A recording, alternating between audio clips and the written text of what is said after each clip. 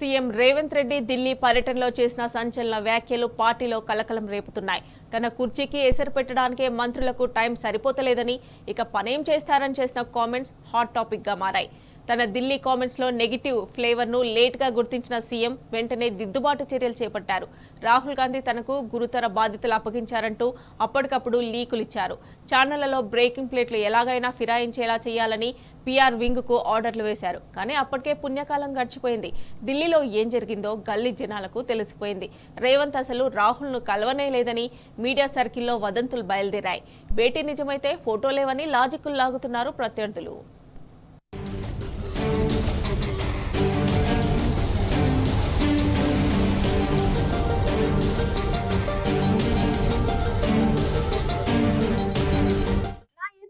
కుర్చీలో కూర్చుంటే నేను వాళ్లతో ఏదైనా పని చేయించగలను.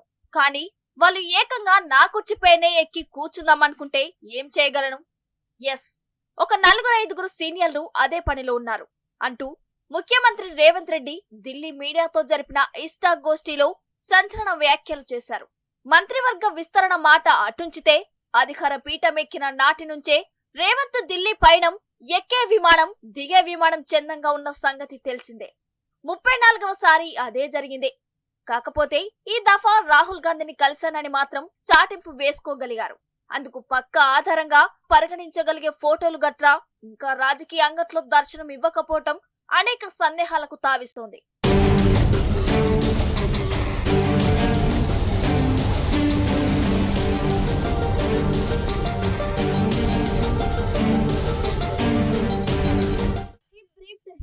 అవును, రేవంత్ రెడ్డి కులగణన లెక్కలు రాహుల్ గాంధీకి అప్పజెప్పేశాడు.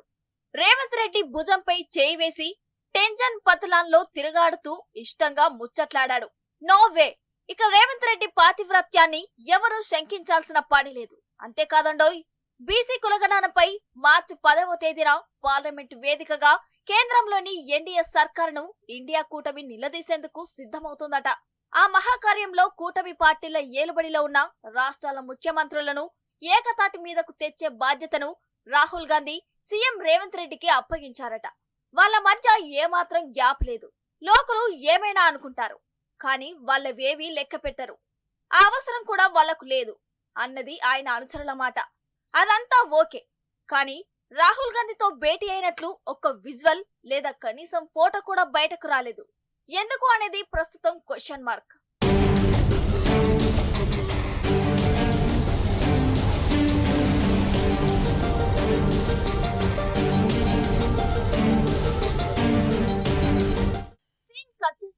టెన్షన్ పదిలో జరిగింది రాహుల్ రేవంత్ భేటీ కాదని బయటకు పొక్కింది. సుప్రీంకోర్టులో ఫిరాయింపు ఎమ్మెల్యేల కేసు రోజు రోజుకు జటిలమవుతున్న క్రమంలో టాప్ లీగల్ ఎక్స్పర్ట్స్ తో మాత్రమే సమావేశమై ముఖ్యమంత్రి అక్కడి నుంచి నిష్క్రమించారన్నది ఒక టాక్.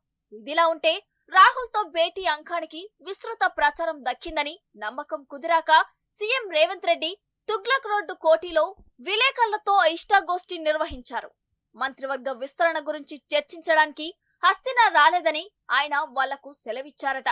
ఆ పని తానొక్కడి వల్ల అయ్యేది కాదని కూడా తేల్చి చెప్పారట. కులగణన జరిగిన తీరును రాహుల్ కు కూలంకషంగా వివరించాను అన్నారట. గజ్వేల్, సూర్యాపేట బహిరంగ సభల్లో ఒకదానికి ఆయనను ఆహ్వానించినట్లు చెప్పుకొచ్చారట.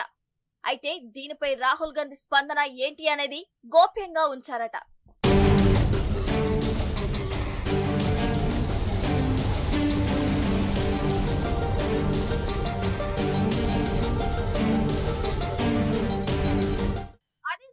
తన మంత్రివర్గ సహచరుల పనితీరును సీఎం సీటుపై కన్నేసిన వాళ్ళ సరళిని చెప్పుకొచ్చే ప్రయత్నం చేశారట రేవంత్ రెడ్డి. మంత్రుల్లో 4-5 సీనియర్లు తన సీటుకు ఎసరు పెడుతున్నారని నర్మగర్భంగా తెలిపారట. వాళ్ళు తన కుర్చీపై ఎక్కడానికి చూపిస్తున్న శ్రద్ధ పని మీద చూపించడం లేదని చిన్నబుచ్చుకున్నారట. ఇన్ని చెప్పిన రేవంత్ ఇండియా కూటమి ముఖ్యమంత్రులను సమన్వయపరిచే గురుతర బాధ్యతను రాహుల్ తనకు అప్పగించిన విషయం కీలకమైందని మాత్రం గుర్తించలేకపోయారట పాపం.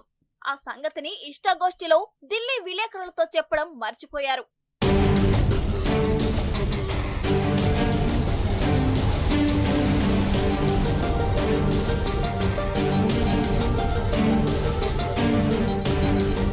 ఇంతలో రేవంత్ షేర్ చేసిన విషయాలు బ్రేకింగ్ న్యూస్ రూపంలో బయటకు వచ్చింది.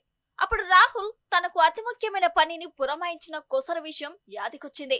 ఇక ఏమాత్రం ఆలస్యం చేయకుండా తన పర్సనల్ పిఆర్ విభాగాన్ని రంగంలోకి దించి ముఖ్యమైన ఆ సంగతిని లీక్ ఇప్పించేశారు. ఇంకేం, వెంటనే ఛానళ్లు సైతం బ్రేకింగ్ ప్లేట్లు ఫిరాయించాయి. కానీ చేతులు కాలాక ఆకులు పట్టుకున్నట్లు ఆ ప్రయాస వృధా అయిపోయింది. అప్పటికే ఢిల్లీలో ఏం జరిగిందో గల్లీ గల్లీలో జనాలకు తెలిసిపోయింది. రేవంత్ రెడ్డి పరువు పోయింది.